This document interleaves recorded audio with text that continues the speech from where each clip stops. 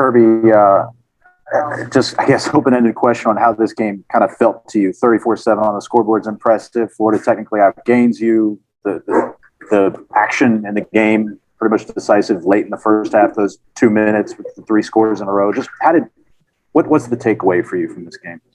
Strange game. It was a game of momentum and momentum plays. Obviously, you just described it. You know, the momentum there right before the half was big. And basically our turnovers were not as costly as their turnovers. Our turnovers were not very good decisions by the quarterback. And then Kenny had the tough one that came out late. But they were basically like punts. And their turnovers were much more expensive. So, I mean, it was definitely a strange game. I mean, a momentum game. Kirby, congratulations on the win. I know we've been asking about quarterback. Anthony, hang on one second. It's really quiet. I can't hear them.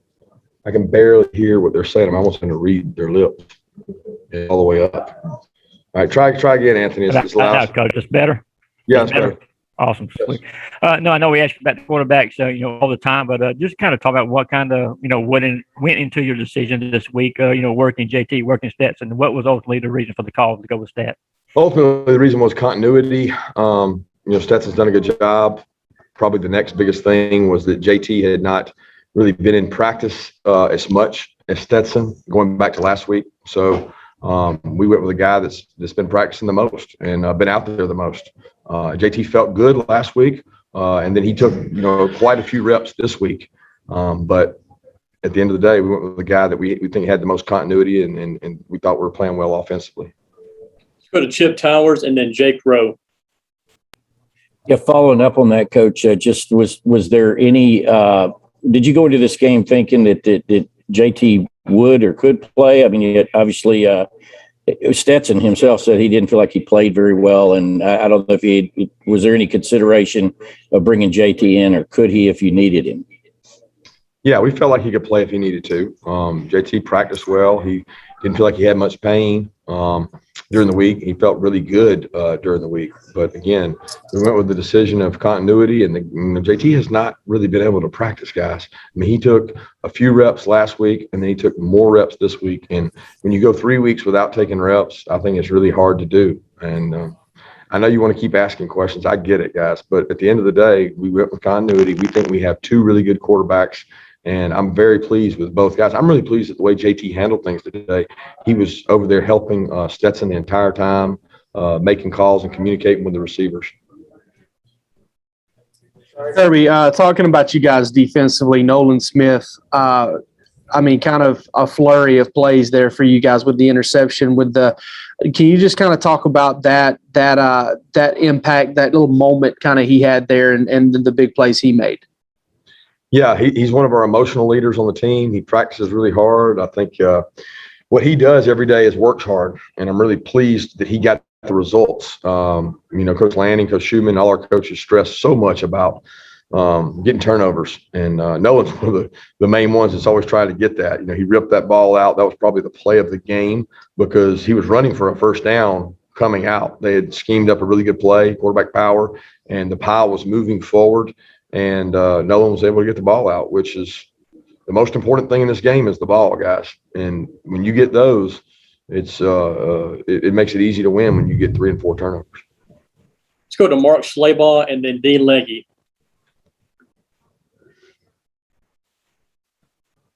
Mark, are you with us? Okay, Dean, go ahead, please. Oh, there he is. Mark, go ahead. You're on mute. Nah, I got you. Kirby, can you just talk about Trayvon Walker as well? Had a couple of big plays right there at the end of the half. Just the mentality of your defense of not quitting on plays. Yeah, they play hard. They take a lot of pride in their performance. Florida did a good job, guys. They nickel and dimed us. They had long drives, not as explosive as they've been against us in the past, but they were very methodical in managing third downs. And that's been a very consistent theme is get to manageable third down, use 4 downs against this defense, quarterback run to get some yardage and things. And I thought they did a good job doing that. But we held them in the red area. We forced field goals. They missed some field goals and then the turnovers. But Travon's a leader, man. He's like Nolan. He practices so hard. It's so important to him. A lot of pride on this team, so entire team, but especially on the defense too. Kirby, can you discuss the post-game celebration, like the emotion of you, the players, the fans, and why is this game so important to Georgia? Well, you put so much into the game, you know. It's like if you can't enjoy these moments, well, why do we do it? You know, if I can't embrace my family and hug them and love it and see the fans that stuck around for it, that's what it's all about to me. I mean, like I had a coach a long time ago tell me, if you can't enjoy those moments, then why are you in the business? And the players, you know, they work hard, guys. They practice so many times a week for this one game.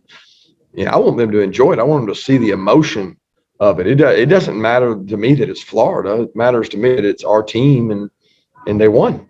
And you take that for granted sometimes. I think, you know, people look at it and say, oh, well, Georgia's going to win this. Georgia's going to win that. That's not, nothing is taken for granted. I mean, you can't.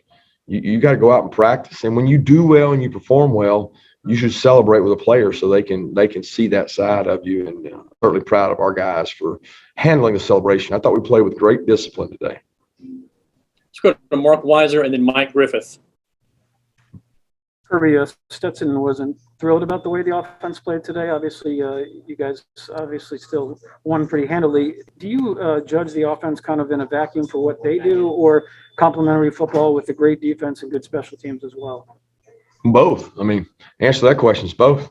You know, I mean, we didn't play perfect today. We had a back go the wrong way. We had a guy read the wrong wristband. We had a guy not block the end. We had a guy jump off sides. I mean, we had all kinds of things, but we had bust on defense too. We're just able to overcome some of that right now on defense with talent and size and speed.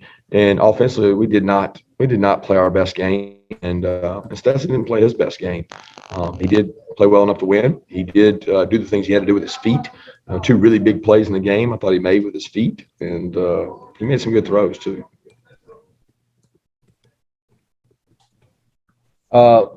Hey, Kirby, that Nakobe Dean pick six, did that come out of the film room pregame? I mean, he was running full stride when he broke on that one. And two, we saw you have a conversation with Keely Ringo. Can you elaborate on, was that one of the break busts on defense? No, Keely was actually right. Keely did the right thing. Keely had smash rules, so when they run a smash, he doesn't take it. He takes the next guy, and he did the right thing. He just didn't respond the right way to it, and was upset at the guy that did wrong. And I'm not going to let him get on other players. It's our coach's job to do that. And Keely's great. He handles criticism well, and he understands. He did the right thing. He just handled it the wrong way. But he's very smart. He's going to be a good football player. He made some good plays today. Nakobe has worked really hard on his coverage out in space, and I was glad to see him get that one. You know, quarterback probably wasn't supposed to throw it there, but it was off coverage, and he fired it out there. And Nakobe broke on it, and was probably the play of the game there that kind of broke the momentum. Let's go to Stuart Steele and then Mark Long from the Associated Press. Hey, Kirby, in the lead up to this game, you and the players talked a lot about limiting Florida's explosive plays. How did you feel you did on that front? I don't know. I don't know how many they had. I feel like it was nowhere close to what they had last year. But they still hit some. And, they do a good job. They got good football players, good scheme. Our goal is to not give up those explosives. We gave up a few probably. A couple of the big plays in the game were in the red area when we made stops and they ran the trick play with the double pass. Chris made a big play. I mean, there were several plays that stood out to me that prevented big plays. And that was probably the difference in the game outside of the turnovers. Kirby, you downplayed maybe last year's results earlier this week. Nolan made it pretty clear what happened last year was personal. Did you get a real sense that those guys took a lot of pride in how that defense performed last year and weren't going to let it happen again? There's a lot of pride on the defense regardless. We didn't perform well last year. We didn't. That wasn't all the players' fault. That was my fault. That was a lot of our coaches' fault. So, but it really wasn't about that this year for our guys. I didn't feel like. I can't tell you what Nolan said. That's Nolan's personal opinion. For me, it wasn't about that. It was a different team, different style of team. We're a different team. I just don't look at last year. I look at it as, what do we got to do this year to win? And let's go execute that and do it. Let's go to Steve Hummer and then Jed May. Yeah, Kirby, I know you all emphasize taking the ball away all the time, but had you done any particular extra work on that in the last few weeks after kind of expressing you wanted more of that? And how did the team respond to it? We try, Steve. I mean, I'm still waiting on the magic potion you guys got. I mean, we call everybody in the country, the guys leading the country, and like, what are we going to do to get those turnovers? And there is no rhyme or reason. I mean, the only thing you could say is pressure. Pressure makes mistakes. And there was the one play that they had a guy open. Trevon made a hell of a play to tip the ball, and then Nolan was in the right place at the right time. But we had pressure on that play with a backer plug. So that was huge to get that done. Nolan stripping the ball out was huge. I mean, if you said that we had done one thing, Coach Lanning lets other coaches present in the defensive meeting during the Nugget presentations, and we had somebody stand up and show where the defense was ranked. In almost every statistical category, they're ranked top 2, maybe top 3, and then turnovers, it's like 68th in the country, and that offends our guys, but I can't say that's why we got turnovers. I can only tell you that was the attempt to challenge their pride, and it worked out this week. Thank you. Yeah, Kirby, I guess following up on that, when you challenged their pride with the turnovers the way you did, how did you see them embrace that sort of over the bye week and, obviously carry it out onto the field today? Well, we didn't really do it over the bye week. We did it, I think Wednesday or Thursday. We do it when it's closer to the game to try to get them to do it in practice and carry it over. But again, guys, if it was only doing that made it happen, then everybody in the country would be doing it. It's the players going out and executing it. It's sometimes it's the offense making mistakes, and there's probably some throws there that the young quarterback wish he had back. Let's go to Davis Baker and then Palmer Toms. Coach, could you speak about your initial takeaways on the run game and running in between the tackles today? Speak about the run game. Yeah, I thought the first drive, if you're referencing the first drive, we were really successful running the ball and did a good job between the tackles, pounding those guys, moving the ball, play action, boot naked. Thought Monken had really good openers, and I thought we did a good job there, but we weren't able to get points out of it. We stalled out on that first drive. That was unfortunate because I thought we could seize the momentum in the game and really, come at these guys, and did a great job offensively. And then, the grounding killed us because the thought was we were going to be aggressive. We wanted to take a shot on 3rd and 1 or 2, and that was the game plan. And we're going to take a shot because we were going to go for it on 4th. And never did I think we'd get grounding, and then we were forced to kick a field goal. But I was really proud of the guys for the way they started. Thank you. Kirby, what was the atmosphere like on the sideline with those turnovers and how the offense responded to score so quickly after each of those in the first half? It was a whole bunch of momentum. You get momentum like that, and it can be an overswell, and then we had a great drive, in the second half coming out to try to put them away. And I forget what happened on that one, but we ended up not scoring on that one. But, momentum was huge in the game, and we kind of seized it there in the second half. They come in bunches.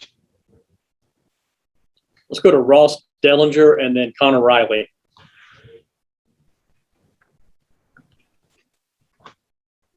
Hey, Kirby, can you just speak to the I know you've talked about it a little before already, but the late in the first half and how consequential that was going on at halftime? I'm sorry there, Ross. You said how late in the first half, those plays late in the first half. You just speak to how important they were in the game. Well, I mean, they were huge, right? The momentum. I mean, the momentum of the game was. I felt like we were controlling the game because we were able to run the ball. We had moved the ball. We just didn't have points to show for it. And I told our team that discipline and aggression would win the game. We had to be aggressive. We're not running around here, thinking that we're playing scared. We're aggressive. We're coming after you, and we're disciplined. Well, discipline takes patience, and you have to be patient to have good discipline. We had to keep doing what we were doing. It wasn't going to just happen right away. We're going to just run away with the game. That's not how games work. You get everybody's best shot when you're in the position that we are. And I thought that once it happened, it snapped, that our discipline and our patience showed up with turnover after turnover after turnover, and the offense cashed them in. Hey, Kirby, recruiting is something you obviously value, and you seem to do pretty well at it with all the talent you have. Where does that sort of mindset to always sort of be recruiting come from, and why do you think you have so much success with it? Well, you have to. I mean, guys, if you don't recruit, there's no coach out there that can out-coach recruiting. Okay. I don't care who you are. The best coach to ever play the game better be a good recruiter, because no coaching is going to out coach players. I mean, anybody will tell you our defense is good because they got good players. So spending time on the phone, spending time with people at your house, spending time with people when they come to your campus. I'm not with my family when I'm doing that. My family sacrifices so that I can go and spend time with other people's families so that we have good players. So, that's 25% evaluation. That's 50% recruiting, and another 25% is going to be coaching. But if you don't recruit, guys, you got no chance. Just go look. Look at the best teams out there. They got good football players. And that's the reason I believe in recruiting. And I believe you better always be recruiting. Always be recruiting. Because if you're not, somebody else is. We'll take one final question from Ryan Curley. Kirby, was that an elite defensive performance in your mind with causing multiple turnovers? And why is that? Why wasn't it? Because we gave up 194 maybe passing yards. What was the rushing yards? 161. That's not elite. That's not our standard. Now, you say turnovers. If you want to categorize turnovers as elite, yes, that was elite. If you just want to talk about turnovers, we're trying to play total defense. So we helped ourselves in the turnover category, and we went backwards in some of the, rush, pass, all those statistics. But at the end of the day, did they get in your end zone? When you hold a team under 13 points, I think that's elite. But there was not a total elite standard defense. I really appreciate our fans, though. I really appreciate them coming out. They made a difference in this game. And in a game that's 50-50, I didn't feel like it was 50-50 today. So thanks, fans, and go Dogs. Thank you, Coach Smart.